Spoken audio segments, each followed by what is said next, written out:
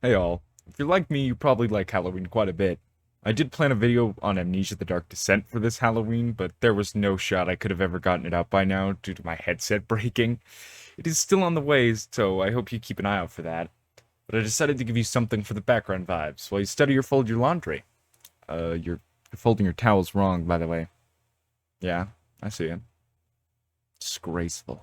Whether you're doing chores or playing a game and want something to listen to, I just hope you enjoy the creepy stories. These writers are so talented, and it was really hard to decide which ones would make the cut, so you should go check them out and read more of it. And with all that out of the way, grab your overpriced Halloween candy and those shitty vampire teeth things and enjoy the video. The first story is by user Riding with I, and it's titled My Missing Husband Came Home, but I Just Know It Isn't Him. My husband went missing 6 months ago. He just went off to work one day and never came back. It was a horrible shock to the whole neighborhood because things like that just didn't happen in our little slice of white picket fence suburbia. The police launched an investigation and the neighborhood watch sent out search parties, but no one ever found any evidence to indicate what happened to him. Our families were devastated, naturally. Recently, the missing posters have been taken down or papered over. The updates from the police became less frequent and dwindled away completely. Except that, hard as it was to admit, my Rick was never coming back. Until he did. A week ago, I was in the back garden watering my petunias when I heard the garden gate creak open. I jerked my head in that direction. There he was, exactly as the day that he had disappeared. Same windswept blonde hair and bright blue eyes, same curl to his pink lips. I was in shock. Our family had mourned for him, and yet here he was, standing in our garden like he hadn't just popped out for milk or something. When I asked where he'd been, he said he didn't know. Couldn't remember anything about the last 6 months. All our family and friends are beside themselves with joy, and they almost can't believe it. That's just the thing. I really don't believe it. Look, I understand how crazy this all sounds, I do. But believe me, and I can't go to the police unless I want to end up in a straitjacket, but I just know the man sleeping next to me isn't my husband. I don't know what to do. I know I should be happy, but I'm not. I'm terrified. I don't know much about anything supernatural or paranormal. I don't even like watching horror movies at all. Something about this whole situation just makes my skin crawl. Let me explain why I'm so sure. Once I've done that, hopefully one of you will believe me and you'll be able to tell me what to do. The morning after Rick came home, I made him a cup of tea. When I handed it to him, he gave me the brightest smile. Then he took a sugar cube from the dish on the table and dropped it into his tea. Our house is in chaos since his return, and I was still very much in shock, so I didn't think much of it at the time. It's been replaying in my mind ever since. I know it doesn't sound very significant, but my husband never put sugar in his tea. He was always very adamant that it ruined the taste, and he would always get frustrated if I ever put sugar in his cup by accident. And yet, this man used sugar. Then was the golf. A few days ago, when he was visiting his mom, I recorded a golf tournament that was showing on TV. It was one of Rick's favorite golfers that were competing, and he never missed it. Once he even skipped out on an anniversary dinner just to watch a championship. Only when he came home from his parents, and I told him what I'd done, he just seemed unbothered. Like, he said thanks and everything, but then he asked if I wanted to get dinner. He never even watched it, and that's so out of character for him. Then one night I woke up around 2 a.m. to see Rick's face inches from mine, just looking at me with these blank eyes.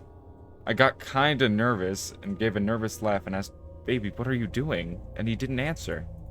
For like a solid 30 seconds he just stared, almost like he was looking right through me. And then he smiled and said, "I'm sorry, honey, sometimes I just can't believe that this is real." Then he rolled over and went to sleep. I didn't get much sleep after that myself. Yesterday, about a week after he came home, the neighborhood threw a street party to celebrate his return. Everyone from our street and the streets on either side turned up to see him and tell him how happy they are to see him all right. When he wasn't standing with his arm around my waist, he was milling about, chatting amicably to each and every one of our neighbors, even the little kids. Jackson, our next-door neighbor Sally's toddler, wanted to play peekaboo, and Rick happily played along with a smile on his face. Now, my husband never did any of that. Rick always said he didn't like kids, and that's why we never had any. And so he never wanted to play with any of the neighborhood children, especially not Jackson. Rick all but avoided him, and before he disappeared, I had started to suspect it so I wouldn't see them together and notice the subtle but unmistakable similarities. The final nail in the coffin, proverbially speaking, was Sally. Just this morning she came knocking on our door. Her excuse was the tray of brownies she carried, but I think she just wanted to push her way into our morning so that she could see for herself what the situation was. After she left, I called her a nosy busybody. Rick laughed, kissed my forehead, and agreed with me. That was when I knew for sure that it couldn't really be him. Rick always used to get so mad whenever I insulted that woman, like I didn't have any right to hate her even though she'd been fucking my husband for years. But today there was none of that. He didn't even try to defend her. I know what you must be thinking. He was in an accident or something. He might have had some traumatic brain injury that caused him to forget things about his life. Maybe even change his personality. That's a valid, reasonable explanation, and I have no doubt it's what the police would tell me if I reported any of this. But you want to know why I'm so dead certain that this man isn't my husband? He doesn't have a scar. If he was really Rick, he'd have a scar on the side of his forehead, shaped just like the golf club I hit him with. There was nothing. Not a mark. Honestly, I'm this close to going out tonight and digging up my petunias just to make sure he's still under there. I don't know what I'm sharing my bed with, but I know it's not my husband. So what the hell am I going to do? That one's really good. The twist has been done many times before. Like, there was this movie, I forget what it was, a few years back. It's called, like, Orphan or something like that? Yeah, Orphan. 2009. It's got a similar plot where, like, this complete stranger shows up claiming to be a missing person, but as it turns out, the girl who went missing was murdered by her siblings. She just, like, looks the same. But I really like that OP in this case laid it out, like, little by little, like, layering it in a sense where it went from, oh, his sugar, he never liked sugar. It's so weird that he put sugar in his coffee. Also, I killed him, but, like, he put sugar in his tea. He doesn't like sugar. But all around, like, just the little details, it really seemed like somebody who was remembering someone fondly. And the twist that he was having an affair, and she killed him for that, was pretty good. The next story is by a user named New to Town Jam, and it's titled The Previous Tenant of My New Flat Left a Survival Guide. I'm not sure I want to live here anymore. I moved in with my boyfriend yesterday. We've been together for 5 years now, and we're old and wise enough to settle down and finally leave our parents' houses. He just turned 24 and I'm 22. He is the love of my life, and his name is Jamie, and I couldn't be happier to be living with him. When we decided to make the leap, we spent 2 months looking at flats and houses, and we couldn't afford to buy just yet, so renting was our only option, and the prices were astronomical. For our budget, we would be lucky to get a box room and a stove. Jamie works for a local 24-hour fast food restaurant, and I'm training to be a teacher. The early stages of training don't pay much, so I owe a lot of student loans, so finances are tough. We'd almost given up hope until we found our flat. It was nothing special, but to us it was a palace. A spacious 2-bedroom apartment with views of a city park, a balcony, and local conveniences. It was in a tower block, in a not-so-nice area, but neither of us had been wealthy growing up, and we weren't fussy. We were just grateful to be living together. The advert was sweetened by the deposit-free option and open-ended tenancy. The landlord was happy to sign a 5-year contract if we wanted. That sort of thing never happens in this city, and we were told that along with no deposit, we would also have no inspections. We would be liable to pay for any damages when we ended the tenancy, but I'd never heard anything quite like it. We knew that for our budget and location, we weren't going to get any better. We snapped the place up fast, not even bothering to view it. Felt like our only chance. Move-in day rolled around quickly, and yesterday we got the keys to our first home together. It was such a strange feeling. The day was chaos, getting our stuff in and up in the lift. We were flat number 42 on the 7th floor. The items we couldn't get in the lift had to be taken up all the stairs by the removal men, but I think they were just grateful we weren't up any higher, and I wish we had been able to give them a better tip. In the evening we settled down on a second-hand sofa given to us by a cousin of a friend and watched some TV. We smoked cigarettes on the balcony looking at the park and fell asleep on our mattress in the middle of the floor super early because we had no energy to put the bed together yet, and Jamie had to work at a hideous time in the morning. We slept soundly last night, and I felt safe and happy. I don't think that feeling is coming back anytime soon, and it's all due to the note that I found this morning. I found it in the kitchen, having a coffee. hours after Jamie had left for his early shift at work. It was in one of the cupboards that were fixed to the wall, and there were a bunch of useful items from the previous tenant in there. Spare keys to the flat, a set of tiny keys that locked and unlocked the windows, which is necessary for those with kids this high up, spare smoke alarm batteries, and a folded piece of paper. The note was handwritten with "New Occupier of Flat 42" in beautiful cursive on the blank side. I opened it up and sat down to read, and I can't really describe it to you, so I'm gonna have to copy it down below. Dear new occupier, firstly, welcome to your new home. I've lived here before you for 35 years with my husband, but unfortunately he had an incident at home recently that I'd rather not discuss, and it claimed his life. My sister's now decided that I can't keep up with the demands of the property and has insisted that I move in with her and her husband. I was reluctant at first, but the stairs do kill me at my age, and without Bernie, it's just a place filled with sadness. Anyway, when you've lived somewhere for as long as I have, it feels like a person that you know. You understand its personality and what makes it tick. I thought it was probably pertinent that I impart some of that knowledge to you. It is a wonderful home, honestly. I have lived through the best and worst years of my life, and leaving it behind is very emotional, but if you are to survive and get the best out of it, then there are some steps you need to follow. Number 1. The landlord will never bother you. He doesn't call, visit, or communicate in any way. But make sure to pay your rent in a timely fashion as always. I've only dealt with him once in 35 years, and let's just say I've never missed another rent day. Any repairs required, you speak to the agent you rented the place with. Do not use the communal lift between 1:11 and 3:33 a.m. Just don't do it. This step is vital if you are to live a happy life here. It really is life or death. Don't do it. This has cost me and many others in this building greatly, and I would rather not elaborate on why you shouldn't do this. Just please don't. I cannot stress this point enough. 3. When you hear the strange animal noises coming from flat 48, don't question it. Mr. Predis lives there, and he's a lovely chap. Don't be afraid to say hello to him in the corridor or on the stairs. He's old school, so he never risks the lift. But whatever you do, don't check on him if you hear the noises. You'll know when you hear them. Number 4. If you ever come across a window cleaner out on the balcony, ignore him. He may seem like the nicest fellow you've ever had trying to sell you something at the door, but it really is best that you don't engage. He will go away if you ignore him, but he tries pretty hard the first few times, so you'll need some resilience. Whatever you do, don't offer him anything. No money, and no beverage. Number 5. Don't leave food scraps out. Better refrigerate them immediately. If you have small animals, it is imperative that you watch them eat, take away any leftover food immediately after they are done. This and Rule 2 go hand in hand. The things forage all day and seem to really love animal feed. You don't want them in your flat, I promise.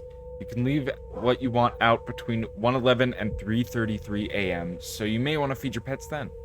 Number 6. Don't communicate with any neighbors who claim to come from flats 65 to 72.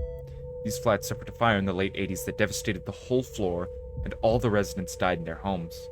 The building was mostly council-owned at the time, and they never bothered to renovate the flats. They've been empty ever since, but every now and again someone will knock at your door claiming to live in one of these flats and ask to borrow some sugar. They will seem entirely average and kind, but you must shut the door and lock it immediately.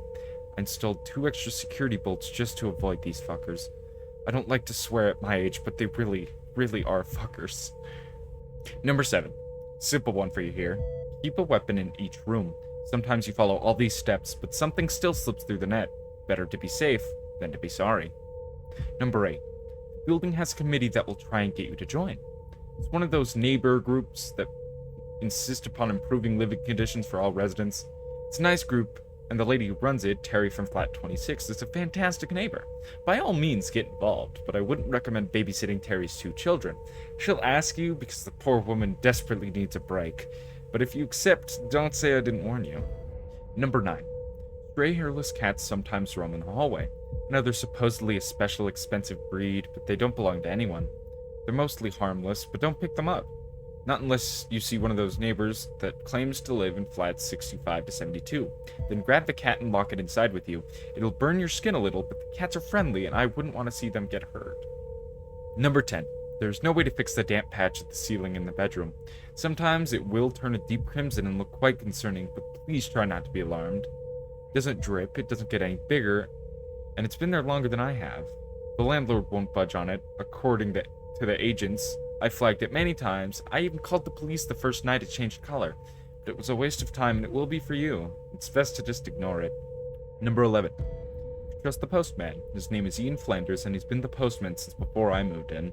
He has his own key to the main floor and delivers post at the door every morning at 8:54. I can't include everything here or it would become a novel, but if you have any questions, Ian will help you. Number 12. And finally, the first few weeks are the worst. You'll feel like you've made a mistake, and I'm sure reading this you already do. But if you can get through the first few weeks, it really is a lovely block to live in. Every property has its quirks, and this one is a little extra special, but you could be truly happy here if you just take my advice. I wish you all the best, I really do. Yours truly, Mrs. Prudence Hemmings. I don't really know what to think after reading this note. Hopefully it was some sort of joke, but the agent had said that the previous tenant was an elderly lady, and I can't see anyone named Prudence Hemmings attempting to play practical jokes on someone they've never even met. There's also parts of this note that I couldn't disprove. There was indeed a large damp patch above the bed that me and Jamie had already discussed reporting. No crimson, but it definitely existed. I also commented on a beautiful Sphinx cat roaming the halls as we were moving in. I started to get seriously freaked out. Our dream, our beautiful little home had just become a source of fear and confusion.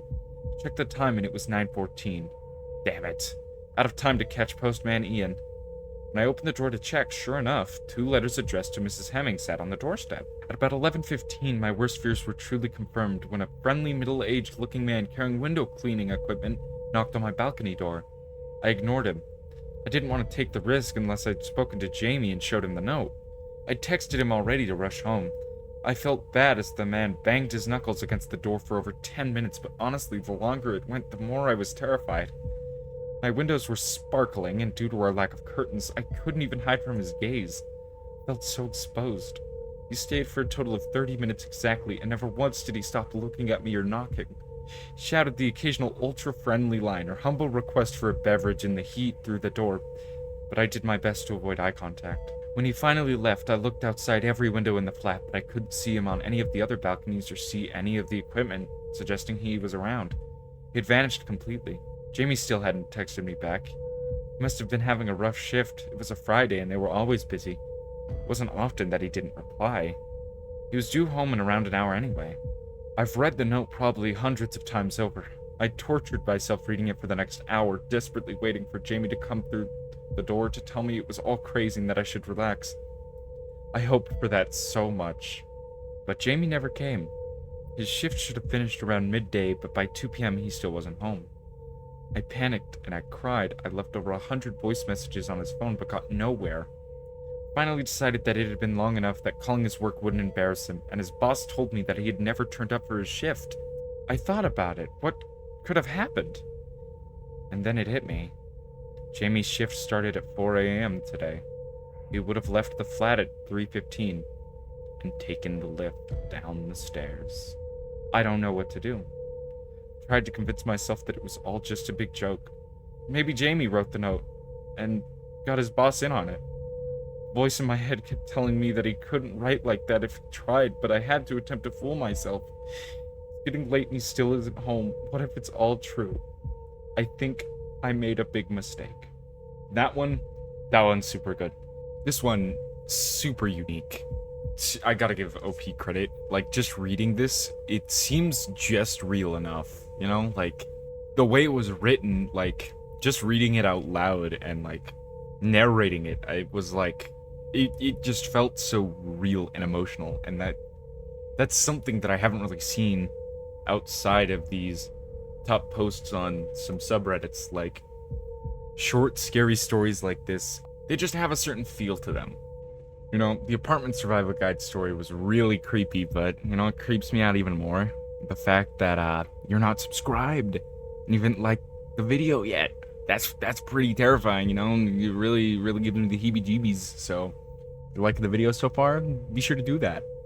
And for our next one, this one is from a user named Sam Haysom, and it's titled, I had a disturbing conversation with my 7-year-old daughter. Dad, I saw a zombie! I was in the kitchen making tea when my little girl came rushing in. She ran through the back door so fast she almost tripped up in the step, and I poured boiling water from the kettle into a mug, hardly even looking up. Oh yeah?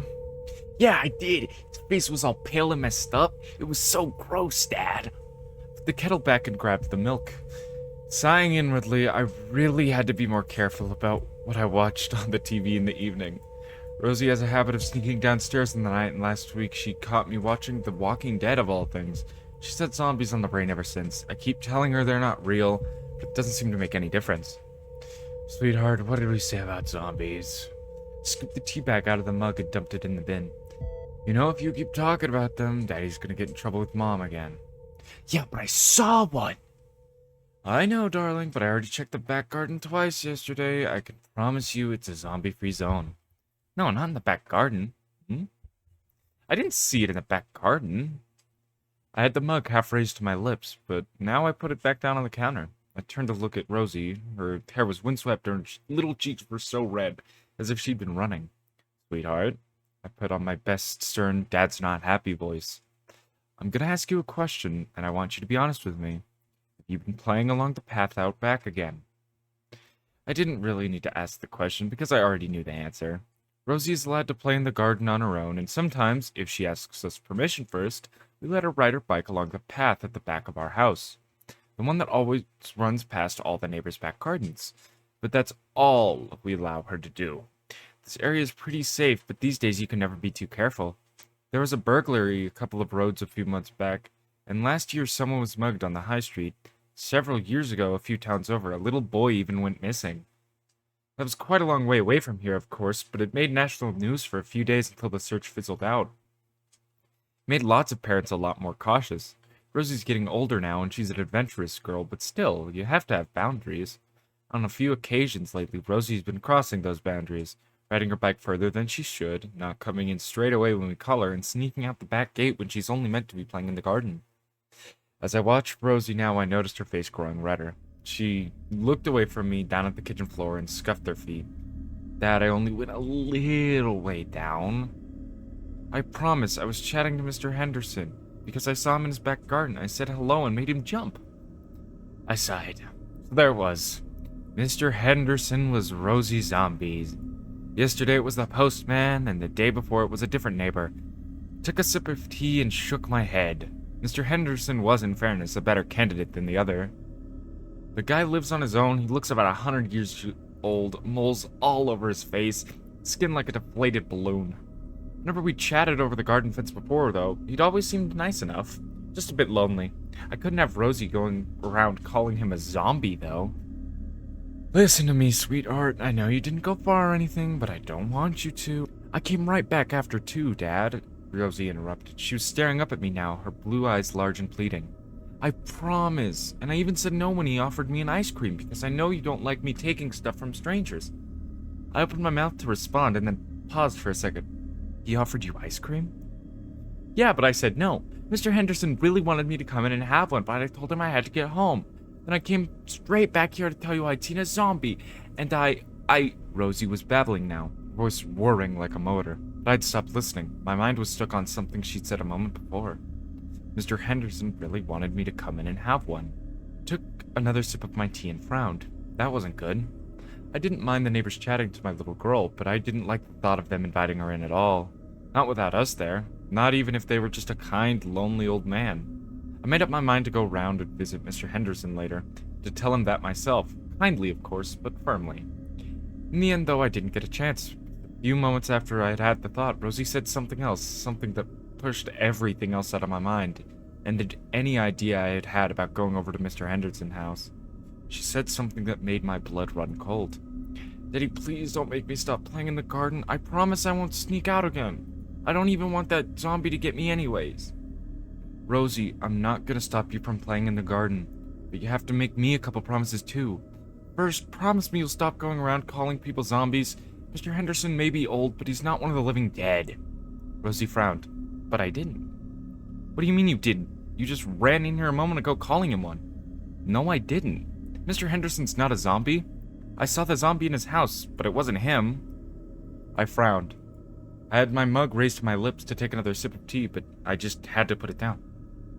What do you mean, sweetheart? You saw someone else in his house? Yeah, the zombie, Dad. I could see it pressed against his little basement window when I was talking to him. A cold chill ran up my spine. What? Yeah, it was really scary. Its face was all bashed up and bloody, and its mouth was open like it was screaming at me. You want to know what confused me the most, Dad?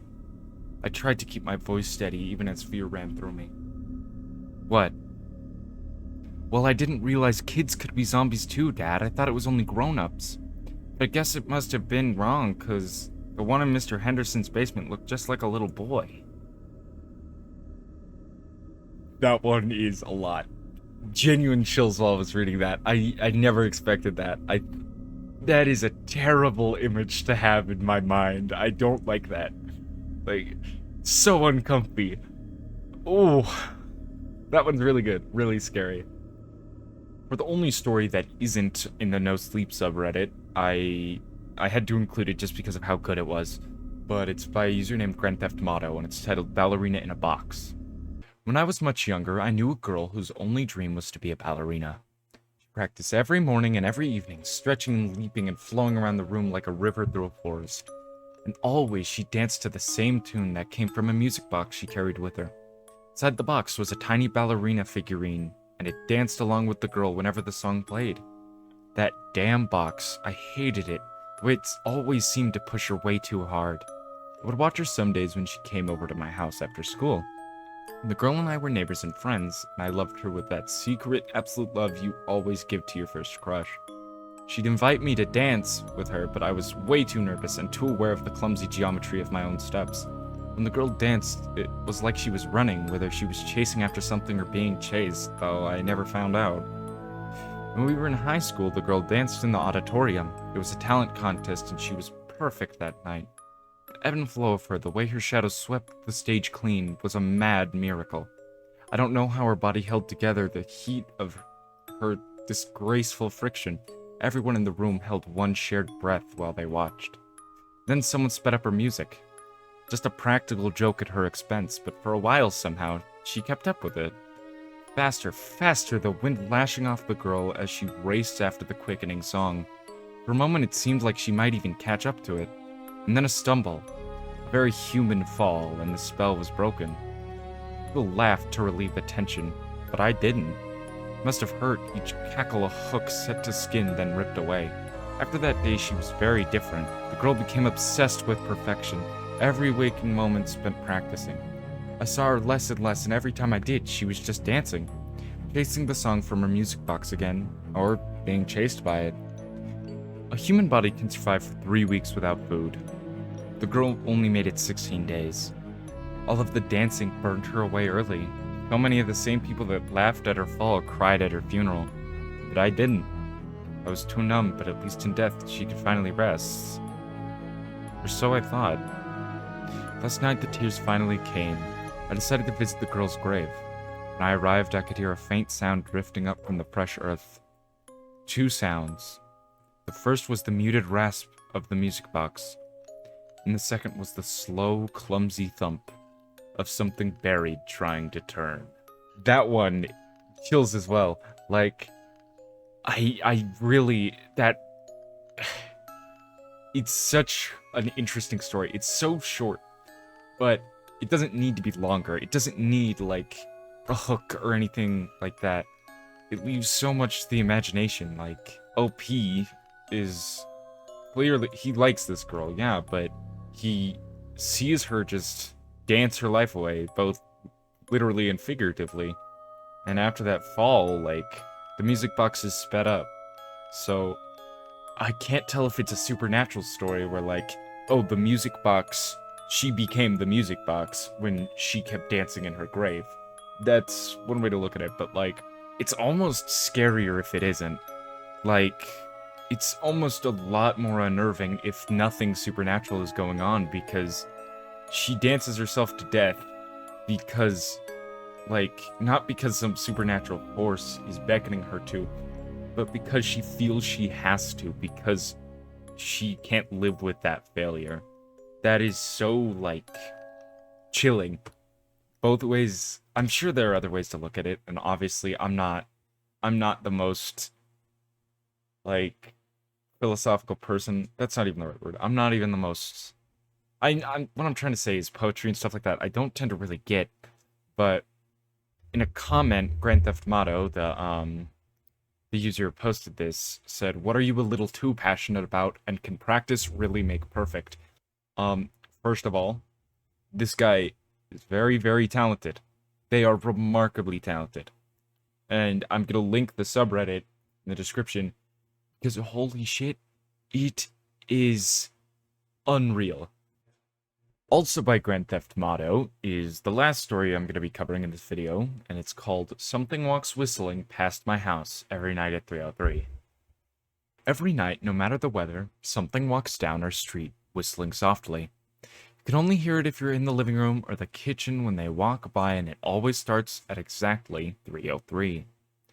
The sound starts faint, somewhere near the beginning of the lane near the Carson place. We're towards the middle of the street, so the whistling moves past us before fading away in the direction of the cul-de-sac. When I was younger, my sister and I would sneak into the kitchen some nights to listen. Mom and Dad didn't like that, and we'd catch hell if they found us out there. But they were never too hard on us, since we always stuck to the one big rule. Don't try to look at whatever is whistling. My neighborhood is a really funny place. I've lived here since I was 6, and I love it. The houses are small but well kept, good-sized yards, and plenty of places to roam.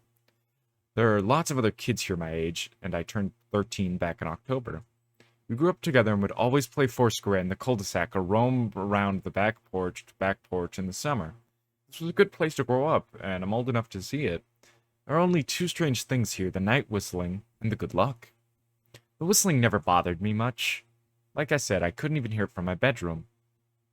But Mom and Dad don't like talking about it, so I've stopped asking questions.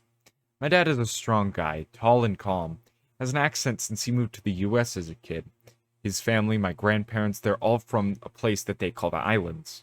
My dad, the only time he isn't so calm, though, is when the whistler comes up.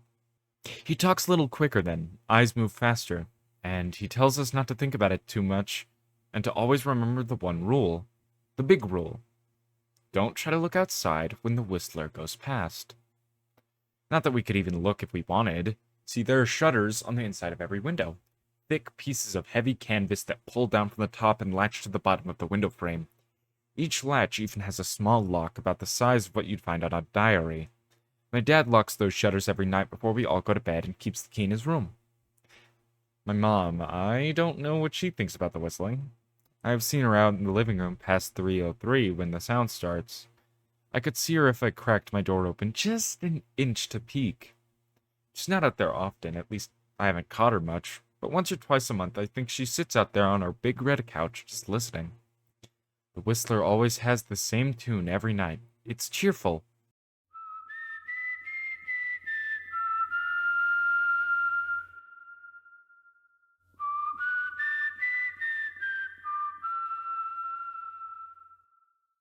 Remember how I said there are two odd things about where I live?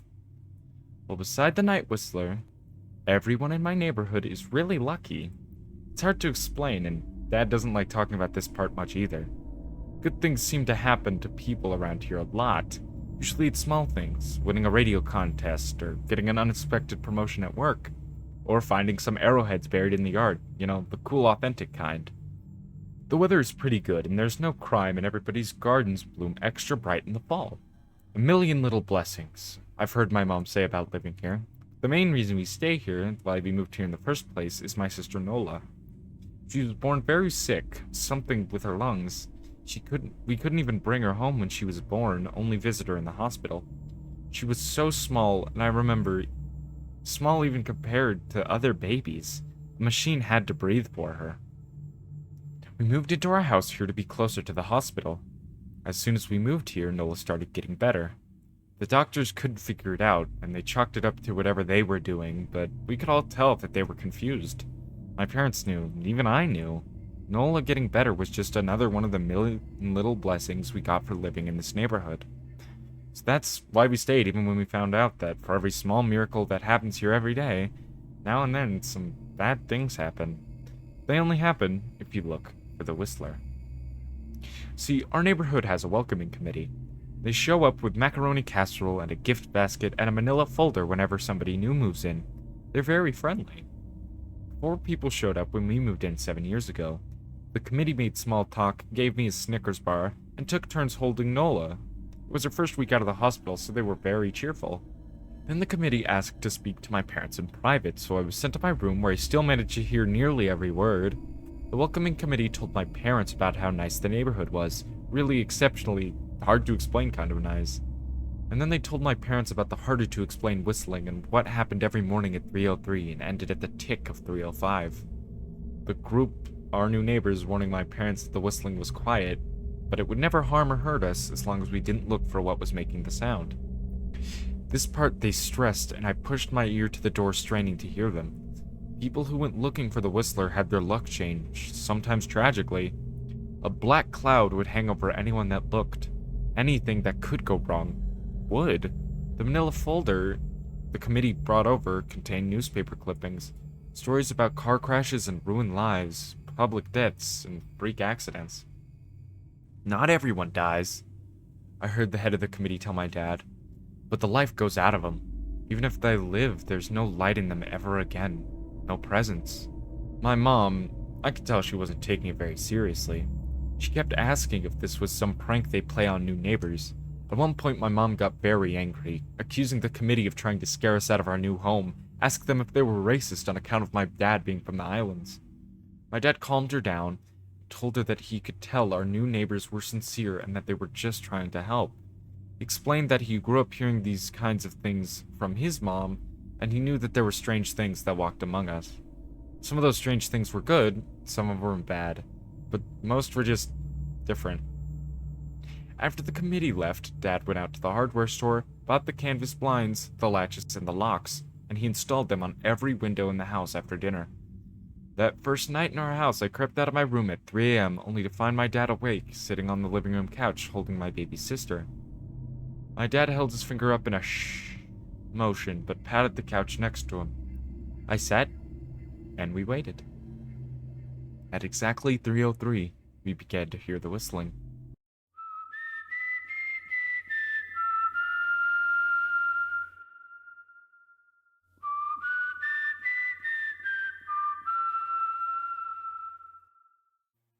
It came and it went, just like our neighbors said. The whistling returns each night, and we never look.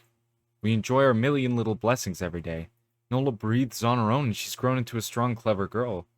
My dad even joined the welcoming committee. We don't get new neighbors often, because why would anybody want to leave? But when a new family moves in, my dad and the committee bring them macaroni casserole, a gift basket, and that same manila folder. I can always tell by the look on my dad's face when he comes back if the family took the committee seriously or if we would be getting new neighbors again very soon. She'd live a good long life, and our new neighbors seemed like they'd fit in just fine. They believed the welcoming committee and took my dad's advice about locking shutters since they had a young child of their own. Whatever newspaper clippings were in that manila envelope, whatever evidence, my dad never let us see. But I imagine it must have been awfully convincing since our neighbors got along with no issues for the first month. One night when our new neighbors had to leave town, they sent their son Holden to stay with us. He was 12, just a year under me in school. I didn't know him well before that night, but as soon as his parents dropped him off, after dinner I could tell it was going to be a bad night. "Do you know who's always out there whistling every night?" Holden asked the moment the adults left the room. The three of us were sitting in the den, some Disney movie playing idly on the television. My sister and I exchanged a glance. "We don't talk about that," I said. "I think it's that weirdo that lives in the big yellow house on the corner," Holden said. "Mr. Tolles? No way, he's really nice," my sister said. Holden shrugged. "Must be a psycho killer then." Nola tensed. "We don't talk about it," he repeated. "Let's go to my room and play Nintendo." We spent the next few hours playing games, eating popcorn, and watching movies. Typical sleepover, but I could see Holden was getting antsy. After my parents had wished us good night, locked the blinds, and gone to bed, Holden stood up from his beanbag and walked over to where Nola and I were sitting on my bed. "Have you ever even tried looking?" he asked. "It's nearly time." Like most sleepovers, we'd conveniently ignored any suggestion of a bedtime. I was shocked to see he was right. It was almost 3 a.m. "We don't... See, I can't even try to look because my dad locks the blinds every night and hides the key," he continued, ignoring me. "So does our dad," said Nolan. "No, replied Holden. No, he doesn't. You saw him do it, I said, a little sharper than I meant to sound. Holden grinned. Your dad locks the blinds, yeah, but he doesn't hide the key. He keeps it right on his normal keychain. So? I asked, worried. I already knew what he would say next, because I had noticed that my dad didn't bother hiding the key anymore. Because he knew we took it seriously. So after your dad locked up before your parents went to bed, I went to their bedroom. And on my way, I may have peeked in and seen your dad's keychain on his nightstand. And I maybe went and borrowed the key to the blinds. Noel and I stared as his grin only grew wider. You're lying, I said. Holden shrugged. You could check if you want. Just open your parents' door and look. You'll see his keychain right there on the nightstand. Stay here, I told both of them. Don't move a muscle. I hurried over to my parents' room but hesitated at the door. Holden wasn't lying. My dad would be angry. Beyond angry. I was scared just thinking about it, but I was much more scared of an open window with the Whistler right outside. I opened the door, barely an inch. I looked in. It was too dark to see. Taking a deep breath, I walked into the room. 2 steps into the dark, I froze. The whistling started. I could hear it clearly, from my parents' room. I never realized it before, but they must have heard the sound every night since we moved in, and they never told us. I don't believe I could have slept through it. I stood there, listening as the whistling came closer, unsure whether I should turn on a light or call out for my dad. Soft sounds from the living room brought me back to reality. I yelled out for my sister, running out of my parents' room. Holden and Nola were standing near the front door next to a window. Holden wasn't lying. I could see him fumbling with the lock on one of the blinds. I hear a click. So he did have the key. Holden let out a quick laugh, and Nola stood next to him hunched up. Afraid, but maybe curious. The whistling was right outside our house now. I think I made a sound. Called out. I can't remember. Time felt frozen, clock hands nailed to the face. But I found myself moving. I'm not fast, and I've never been athletic. Somehow, though, I covered the space between myself and Nola in a moment. My eyes were locked on her, but I heard Holden pull the blind all the way down so it could release. I heard the snap of it start to raise, and I heard the whistling on just the other side of the window. But I had my arms around Nola, and I turned us so she was facing away from the window. At the same time, I jammed my eyes shut, and the blind whipped open. The whistling stopped. I felt Nola shake in my arms. Don't look, okay? I told her. Don't turn around. We were positioned so that she was facing towards the hallway, and I was facing the window. My eyes were still closed, and I felt her nod into my shoulder. Reached out with the arm not holding Nola and tried to touch Holden. My hand brushed against his arm. He was shaking worse than she was. Holden? I asked. Silence. I reached past him and gingerly felt for the window, eyes still sealed shut. The glass was cold against my fingertips, colder than it should have been for this time of year. I moved my hand up the window, searching for the string to the blind. The glass began to get warmer the further I reached, and there was a gentle hum feeding back into my fingertips. I tried not to think about what might be on the other side of the window, and finally I touched the string and yanked the blind shut. I opened my eyes. In the dim light leaking out from the kitchen, I could make out Holden, pale and small, staring at the now closed window. Holden? I asked again. He turned towards me and he screamed. Everything became a flurry of motion. Lights sparked to life in the hall, and then the living room. Everything became a flurry of motion. Lights sparked to life in the hall, then the living room. My parents' footsteps thudded against the hardwood floor. I didn't turn back to look at them. My eyes were still glued to Holden. He was pale, had bit his lips so hard there was a thin red line of blood running down his chin, and he'd wet himself. What happened? My dad asked from beside me. I managed to swivel away from Holden and look back. He looked. I had never seen my dad scared before, but I saw it that night. In that moment, an old, ugly terror stitched on his face. A parent's fear. Just Holden. He mouthed to me. I nodded yes. My dad let out a breath. He looked so relieved I nearly expected him to cheer, but then he turned to Holden and my dad's face changed. I wondered if he felt bad for feeling good, that Holden was the only one that looked. There was a knock at the door, and we all froze. Holden whimpered. "Don't answer it," my mom said. She stood at the threshold of the hall. I'd always thought she was a skeptic and just humored my dad about the windows and the Whistler, but that night, we were all believers. I noticed that both my parents held baseball bats they must have taken out from their bedroom. The knock came again, a little louder this time. "Please don't open the door," Holden whispered. My dad walked over to him and hugged him close. "We won't," he promised, still clutching his bat. "Nothing is coming in here tonight." This time, the knocking was loud enough to rattle the door. Holden screamed again and Nola clutched her arms around my neck. My mom came over and knelt down next to us, wrapping me and my sister up close. More thuds. "Call the police," my mom whispered to my dad. The knocking instantly stopped, and my dad looked over his shoulder at us. "Do you think?" He was cut off by frantic knocking that trailed off to a polite tap, tap, tap. "Police," something said on the other side of the door. A voice from outside sounded exactly like my mom. Like a parrot repeating the words back to her.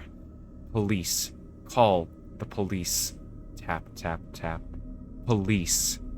My mom pulled us in closer. "Police. Police. Police. Police."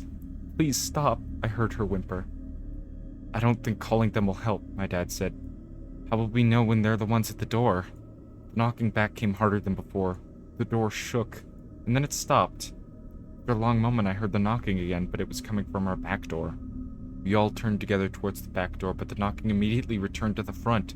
Front to back to front, loud then quiet, then loud again. Suddenly the sound was coming from both doors at once, big heavy blows like sledgehammers, and something started rapping against all the windows of the house, and then the walls. Feels like we were living inside a drum with a dozen people trying to play it at once. Or we were a turtle and something was attempting to claw us out of our shell. "Stop!" Holden called out, and the knocking died. "I won't tell," Holden said, staring at the door. "I promise I won't tell anyone what I saw. Just please go away." We waited for nearly a minute. Then we heard it. A soft tap, tap, tap coming from the window Holden had looked through earlier. Holden began to cry, sobbing like a prisoner watching gallows being built right outside their cell. My dad held him and brushed his hair, but he never lied to him. He never told him things would be okay. The tapping at the window went on for the rest of the night. We huddled together in the living room for I don't know how long. Eventually, my mom tried to take us kids into my room while Dad stayed to watch the door. The second we moved into my bedroom, the knocking came back, so loud that it was impossible to ignore. I was afraid the door couldn't take it. We went back in the living room, and the knocking stopped. Only the soft tap, tap, tap on the windows remained. None of us slept that night. The tapping stopped at around 7 a.m. That's about the time the sun comes up here. We waited another 2 hours before my dad opened the blinds from one of the windows. He made us all go back to my parents' bedroom first. I heard him open up the door, and then come back in. "Okay," he told us. "It's done." Holden's parents came back around lunchtime. My mom and dad walked Holden over to his house, and they all went inside for quite a while.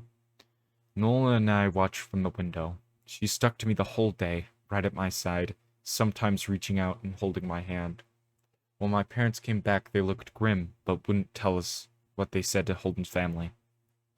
It was a Sunday, so we all spent the day together, ordered pizza, and watched movies. That night, everyone slept in my room. Nola and my mom in the bed with me, and my dad in a chair he'd pulled over. There was no knocking that night, or any night since.